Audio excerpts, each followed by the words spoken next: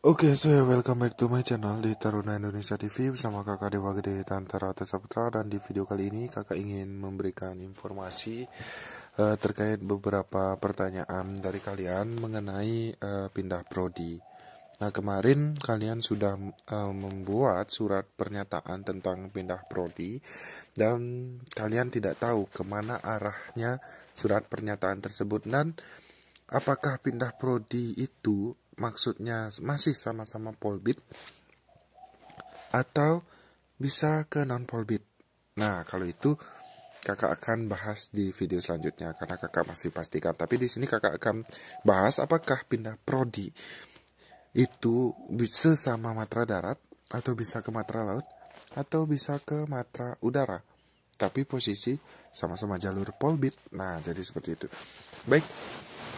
Sebelum video ini dimulai, seperti biasa silahkan di subscribe terlebih dahulu. Dan jangan lupa juga untuk follow Instagram dari @taruna_indonesia_tv karena kita akan berusaha untuk selalu update memberikan informasi tentunya. Baik, yang pertama yang akan kakak bahas tentu untuk jalur pola pembibitan terlebih dahulu ya. Karena posisi memang yang tes kan kemarin dan sudah membuat surat pernyataan juga dari jalur pola pembibitan yang kebanyakan ke arahnya ke sana ya, ke pola pembibitan untuk pendaftarannya. Nah, di sana kalian setelah membuat surat pernyataan bersedia untuk pindah prodi. Nah, pindah prodi ini yang dapat kakak sampaikan. Yang pertama, pola pembibitan ada Pemda dan pusat. Kalau Pemda biasanya dicari dulu sesama perankingan ya. Dicari dulu apabila kekurangan kuota nih. Dicari dulu yang sesama Pemda. Contoh dah junior kakak. Dia daftar pola pembibitan provinsi Bali.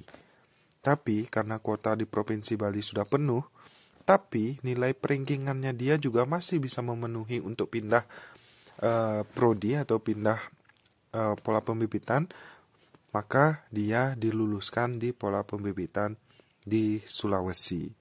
Nah, itu salah satu contoh.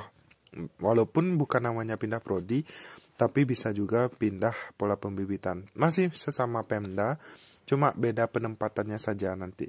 Apabila sudah lulus ya otomatis bekerja di Sulawesi. Nah, itu salah satu contoh. Kemudian yang kedua, untuk pola pembibitan pusat. Untuk pola pembibitan pusat, misal ya kalian mendaftar diploma 4 RSTJ. Nah, tiba-tiba di RSTJ ini sudah penuh kuotanya dan kalian kalah rankingan di sana. Tapi setelah di ranking secara nasional kalian masih bisa memenuhi syarat. Contoh kalian di Poltekpel ataupun juga Hamdah Poltekpel di Aceh kekurangan kuota. Ya bisa saja kalian dipindahkan ke sana walaupun posisi kalian di awal mendaftar matra darat. Nah, jadi tidak hanya sesama matra, bisa saja kalian dipindah ke matra laut ataupun juga matra udara.